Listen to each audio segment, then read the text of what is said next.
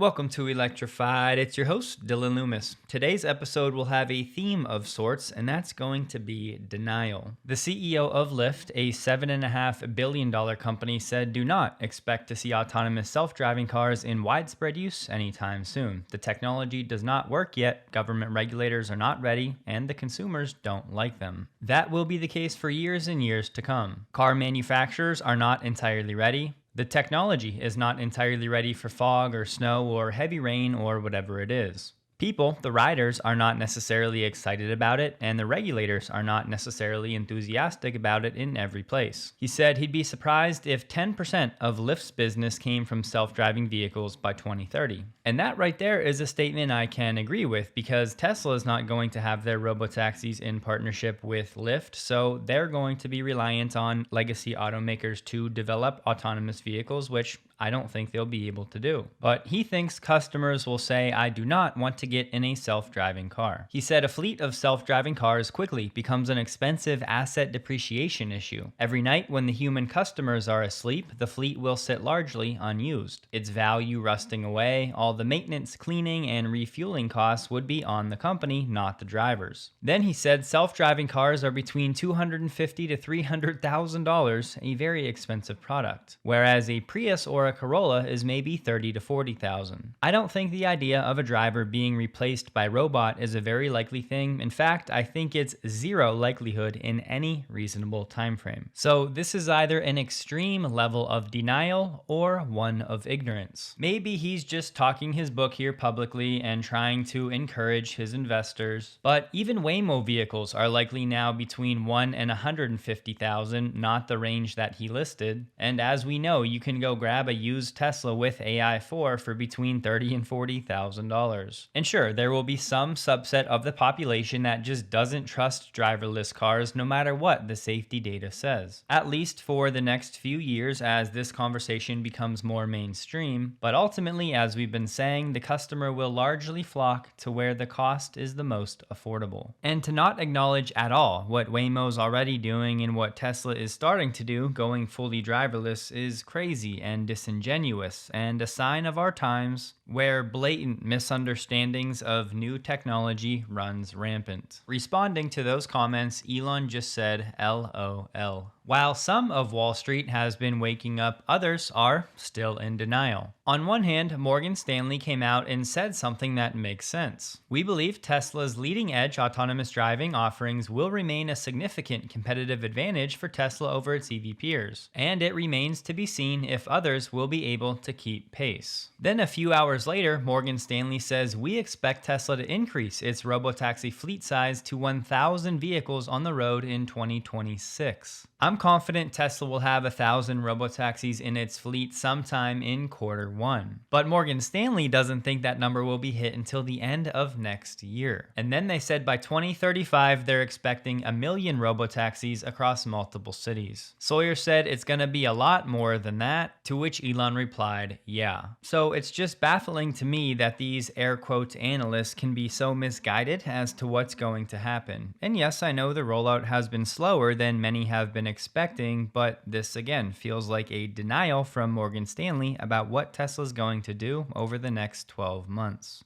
There was plenty of reporting out there that Tesla sales in California were poised to be suspended for 30 days if it didn't change its marketing practices when it comes to autopilot and FSD. All of those reports were just talking about this release from the California DMV. I will touch on that, but so as to not bury the lead, Tesla North America said this was a consumer protection order about the use of the term autopilot in a case where not one single customer came forward to say there's a problem. Sales in California will continue uninterrupted. So for now, the California DMV has stepped in and issued a permanent stay of this suspension of Tesla's manufacturing license, meaning for now, the license will not actually be suspended. And the DMV is now giving Tesla 60 days to take action regarding its use of the term autopilot. If Tesla fails to address the issue after 60 days, it would be subject to the 30-day suspension of its dealer license.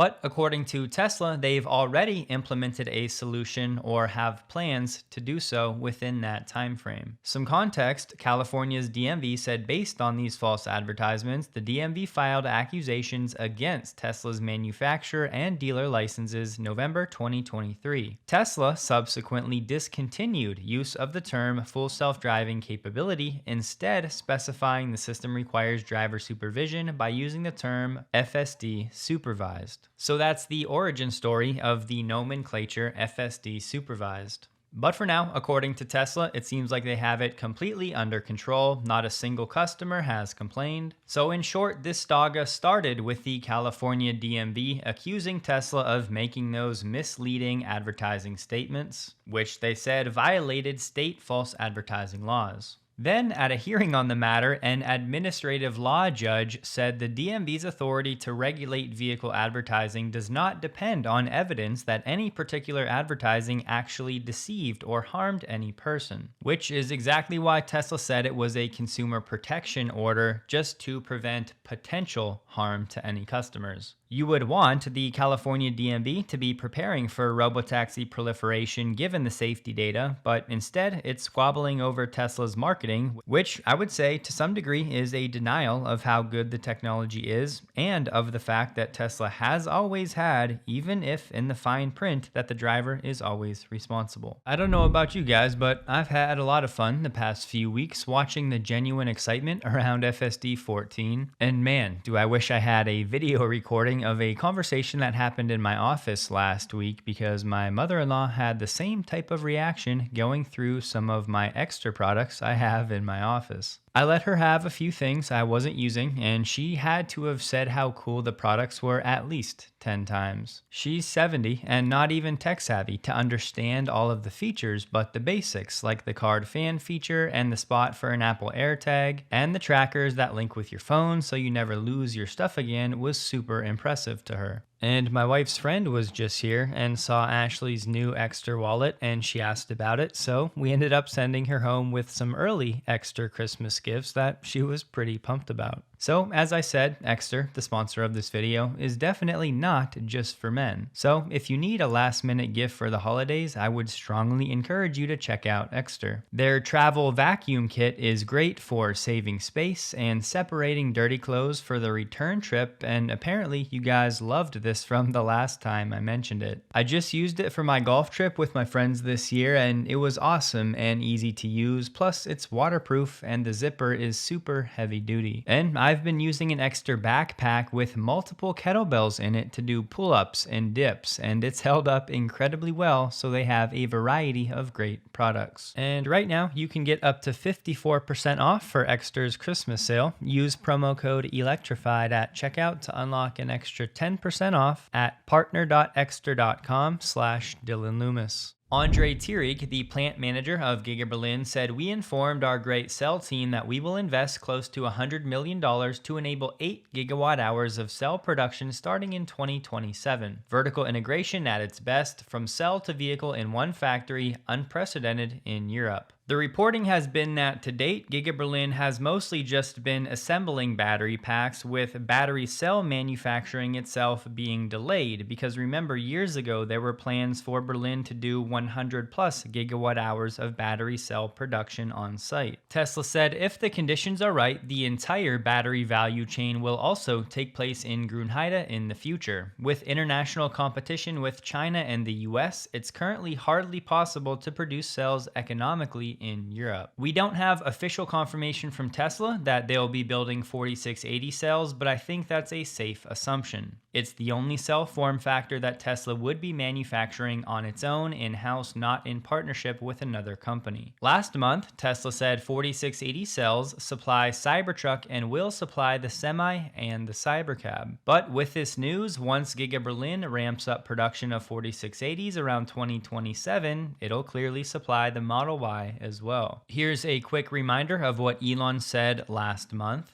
I guess the dry cathode, man, that's turned out to be a lot harder than we thought. It does look like it's going to be successful, and it will have some cost advantage relative to wet cathode. But if I had to wind the clock back, I would probably have gone with wet cathode instead of dry cathode. because it just turned out to be a lot harder to make it capable of high volume production with super high reliability.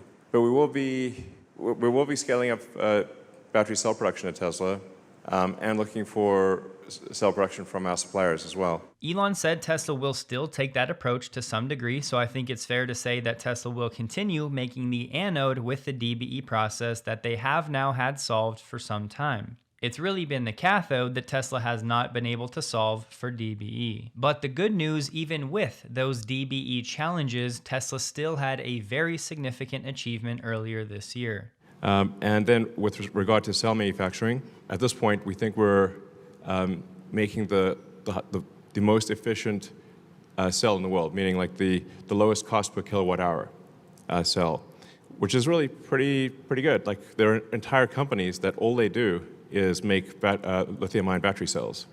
And for us, that's one of many things that we do. At the time, Michael Guilfoy said Tesla's 4680 cell team in Texas reached that milestone, lowest cost per kilowatt hour battery cell producer for Tesla. And then he said 2025 will have more big milestones with fully ramped dry battery electrode manufacturing. So yes, Elon poured a bit of cold water on the DBE process for Tesla recently. However, a bit of digging at the US Patent Office revealed this patent just last month, titled Dry Energy Storage Device Electrode and Methods of Making the Same. I'll just read one line. At least one of the cathode and the anode can include a dry process-based electrode film. The cathode can include a cathode PTFE composite binder material, and the anode can include the same, but the cathode PTFE composite material can be different from the anode PTFE binder material. So in short, these PTFE composite binders can have some drawbacks, but Tesla is adding some new ingredients to fix those limitations. And this patent covers the dry fabrication process, so no solvents used, which avoids that wet slurry drying process. So this patent is not yet granted, but recently published tells me Tesla is still working to push the technology forward. So this is effectively Tesla's Gen 2 DBE approach. Gen 1 was using a pure PTFE-based dry cathode, which had brittleness problems, and as Elon said, led to scalability challenges. So we'll see if Tesla's second iteration using the base polytetrafluoroethylene solution will be something that Tesla can get to scale. And what do you know? Tesla had a patent that was just granted as of yesterday, titled Non-Aqueous Solvent Electrolyte Formulations for Energy Storage Devices. In the patent, they talk about a solvent-free electrode film, which just contains no detectable processing solvents,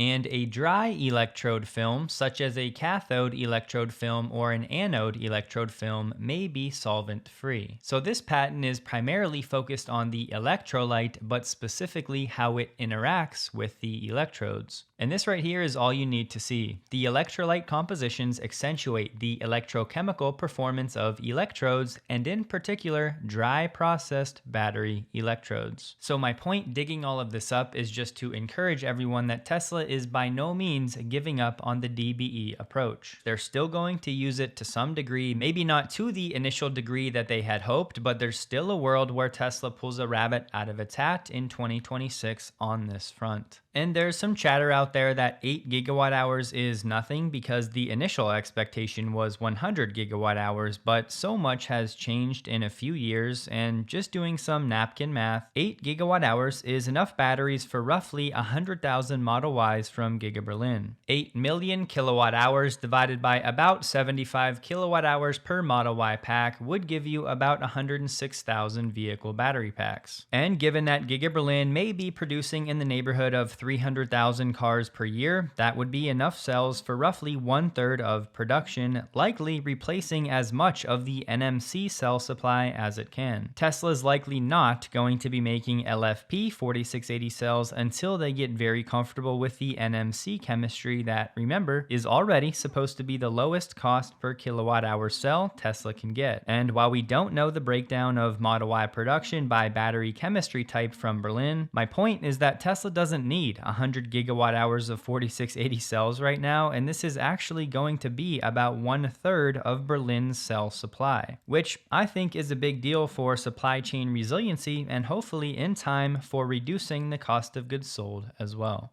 And perhaps most importantly, it's a positive sign that despite the DBE challenges, Tesla still has plenty of confidence in the 4680 cell program. And sadly, we haven't had a 4680 production milestone update since September 2024, but at that time, Tesla was doing in the neighborhood of 17 gigawatt hours in terms of an annual run rate. So conservatively extrapolating that growth paired with this 8 gigawatt hours in 2027, Tesla could end up in the neighborhood of somewhere between 40 and 50 gigawatt hours of an annual run rate for 4680 production in the next 2 years. And I want to say that's conservative, but the truth is we really have no idea what Tesla's been up to for all of this year with 4680 production. On the Tesla Semi front, we have the California HVIP program, which is a voucher incentive project run by California's Air Resources Board, or CARB. It just provides point of sale vouchers, which are basically like discounts that get applied at purchase to fleets buying zero emission, medium or heavy duty vehicles, including Class 8 tractors, which the Tesla Semi is. The website provides this interactive map with data through the end of November this year. And when sorting by manufacturer, Tesla, you'll see 917 vouchers and over $183 million in total funding. And just 2 months ago, the number for Tesla Semi vouchers in this program was 892, which at the time was over 80% of all of the Class 8 vouchers. These will be deployed based on winning cost per mile over diesel. And for the data through the end of November, selecting Class 8 tractor trailers, the total vouchers issued has been 1,023, meaning the Tesla Semi is making up a majority of all vouchers, pushing upwards of 90%. So given that these vouchers can be thought of as requests and approvals for future purchases, it's almost like an early proxy for the market share that the Tesla Semi can be expected to earn once it enters volume production next year. And given that these vouchers will function like a point of sale rebate at the time, these fleets are only applying if they're serious about the purchase. This is one of the best indicators we have that Tesla Semi sales are set to be incredibly strong, as this is the best public signal of real fleet commitment right now. I do want to say I downloaded the table of data that's being used to populate that chart, and there are some no data entries. So we can be confident Tesla has 917 vouchers for the numerator, but for the denominator there's a bit of uncertainty, but it seems like it would be somewhere between 1,000 and 1,200, meaning Tesla's market share of this voucher market would be between 75 and 90%. So it's pretty wild that Tesla has so much going on that most of Wall Street and the casual observers completely overlook the Semi program that is set to dominate yet another EV segment. The other day, I saw some questions about Rivian's approach to the sensor fusion problem and how I explained it's different than Tesla's problem was at the time because Tesla was still doing manual code and Rivian is feeding all of that sensor data into a neural net. In an interview with Stratechery, Scaringe was asked if the pure neural network approach, vision only, what Tesla's doing, is fundamentally a flawed decision. RJ said, "We have a different point of view." Interviewer, "Because you have radar and Lidar too, is the difference there?" RJ said, "Yeah, there's a lot of alignment and we both agree and we're both approaching it as building a neural net. So I want to call that out. We have a very aligned view." Interviewer, "Your core philosophy is absolutely the same and I think there's an extent where Waymo is getting there as well." RJ said, "The same philosophy. And then it's like, how can we teach the brain as fast as possible is our question. They have the biggest fleet of data acquisition in the world. They have fewer cameras that have far less dynamic range. When I say dynamic range, I mean performance on very low light conditions and very bright light conditions. We have much better dynamic range that of course adds bill of material cost, but we did that intentionally. And then we have the benefit of our whole fleet, all Gen 3 R2s. Think of those as ground truth vehicles. They'll have Lidar and radar. RJ said there's very low cost, very fast ways to supplement the cameras that solve their weaknesses. Seeing through fog, we can solve with radar. Seeing through dense snow or rain, we can solve with a radar. Seeing very far distances well beyond that of a camera or a human eye, we can solve that with Lidar. Our Lidar is 900 feet. And then the benefit of having that data set from the radar and the Lidar is you can more quickly train the cameras. The cameras, when I say train, it doesn't mean we're in there writing code to do this. So there's the official confirmation. RJ said the model understands this, and so you feed this in and the neural net understands because you have the benefits of these non-overlapping modalities that have different strengths and weaknesses to identify. Is that blurry thing out there actually a car? Is it a person? Is it a reflection? And when you have the benefit of radar and the benefit of Lidar, that blurry thing way off in the distance that the camera sees starts to become, you can ground truth that much faster. And then you teach your camera to figure out what it is, and then your cameras become better, and so that is our thesis. And of course, that's important. We have a thesis that's different than Tesla. If we had an identical thesis to Tesla on perception, interviewer, they just have way more cars out there. RJ, yeah, the only way to catch up is with building a fleet of millions of vehicles. We want to catch up faster than that. So right or wrong, that's what RJ and Rivian are thinking. That's why Rivian's handling of the sensor fusion problem is fundamentally different to what Tesla was facing back in the day. So to be clear, I still think Rivian is 3 years behind Tesla at best. But I think this nuance is very important to the overall conversation. And replying to the news of Luminar's bankruptcy, Elon said, amazingly, some companies are still betting on Lidar, facepalm emoji. Just to tie a bow on the Ford news this week, of course, it's about the money, and Ford was losing it hand over fist with EVs. It's as simple as that. There's a lot of finger pointing going on, but Ford has no real scale with electric cars and in turn has no real supply chain leverage with suppliers. Every component and battery cell Ford had to buy, it was likely paying much more for than what Tesla would have to pay. And we know no one can simplify and remove inefficiencies like Tesla, so not only does Ford pay more per component, but they're paying for far more components. You just can't slap batteries and an electric drivetrain onto a combustion platform and expect to compete with Tesla. We know Ford has hundreds of chip suppliers it's trying to coordinate with, and Ford was never going to commit to true software-defined vehicles. Ford is still beholden to its dealer network that's been anti-EV since day one, because dealerships make most of their profits from service and EVs don't require nearly as much service. Every EV initiative Ford tried to put in place was met with pushback and rejection by the dealers. And that's what I mean. You can point to whatever you want, the price to range ratio being subpar, towing and range concerns. And yes, I know most truck owners don't actually tow, but I would say they want the ability to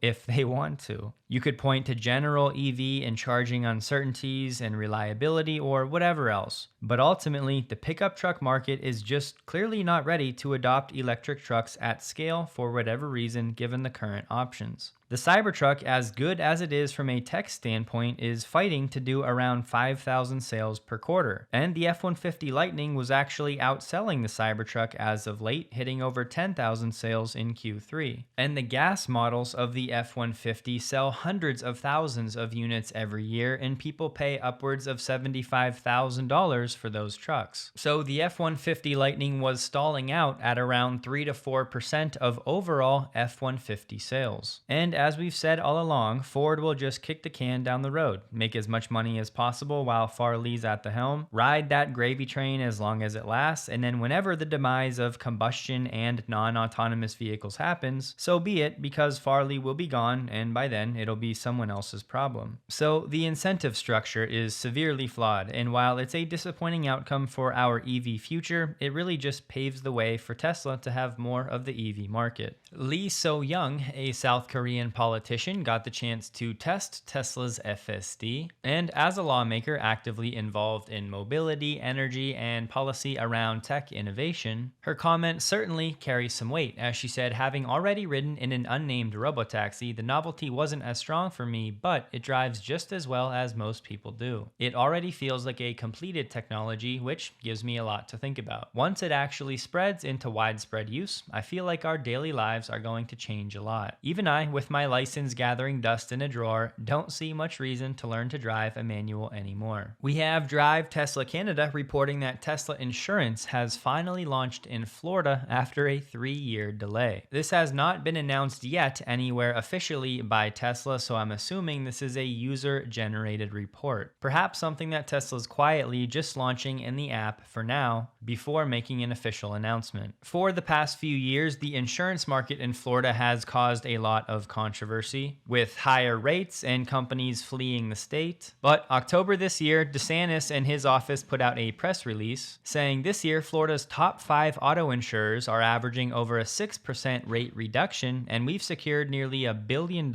in credits for Progressive auto policyholders, and the other carriers are expected to follow suit soon. So it is a political press release, and I'm sure plenty of customers in Florida are unhappy with their insurance situation. So Tesla finally entering this market will be a nice alternative for Tesla owners. This means Tesla Insurance is now in 13 states: Arizona, California, Colorado, Illinois, Maryland, Minnesota, Nevada, Ohio, Oregon, Texas, Utah, and Virginia. But I do think Florida has the potential to be one of Tesla's biggest customer bases in the country. Sawyer did say, though, as of right now, only new Tesla owners in Florida will be able to buy a Tesla insurance policy. Existing owners cannot purchase it at this time. So hopefully over the next few weeks, we get some Tesla owners in Florida sharing some apples to apples comparisons of these insurance rates to see how Tesla stacks up. The IIHS just revealed that the Cybertruck won the 2025 Top Safety Pick Plus, the only electric pickup to do so. Tesla said EV pickup trucks with an IIHS Top Safety Pick Plus and NHTSA 5-star safety rating.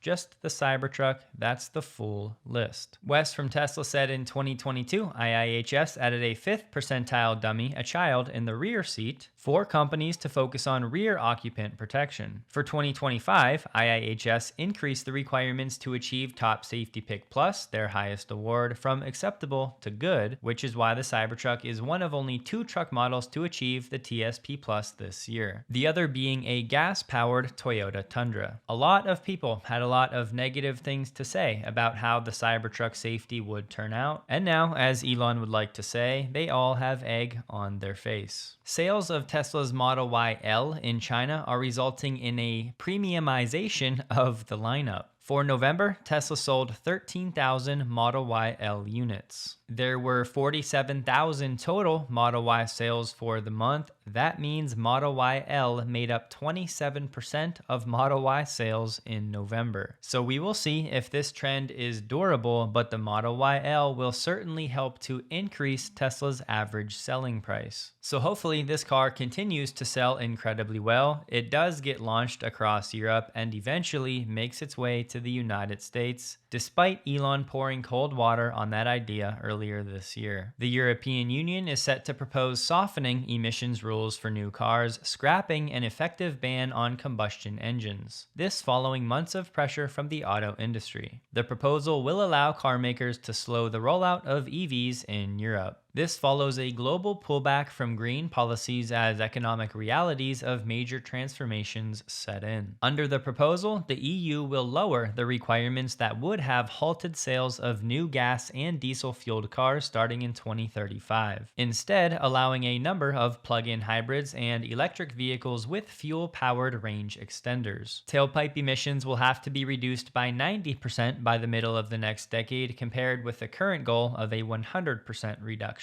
So it's not a complete elimination of emission requirements as the headline would suggest, but either way for now, this is still just a proposal. Waymo is looking to raise $15 billion at a valuation around $100 billion. Waymo's prior investment round, October of last year, valued the company above $45 billion. Waymo has an annual revenue run rate above $350 million. For context, Waymo is part of Alphabet's Other Bets category. that category has been losing over $1 billion with a B every quarter. And the expectation is a majority of that is driven by Waymo, meaning Waymo is likely losing in the neighborhood of $4 to $5 billion every year with an annual revenue run rate around $350 million. So for all of the people that like to mock Tesla's valuation, I would be expecting them to do the same thing for Waymo if this new valuation proves to be the case. Tesla stock closed the day at $467.26, down 4.62%, while the NDX was down 1.93%. The volume was 33% above the average. Don't forget, check out Extra linked below. Take advantage of that discount for yourself, or if you need any last-minute holiday gifts. And as I've shown, women, in my experience, have shown much more interest and excitement about Extra products than one may expect. Hope you all have a wonderful day, and a huge thank you to all of my Patreon supporters.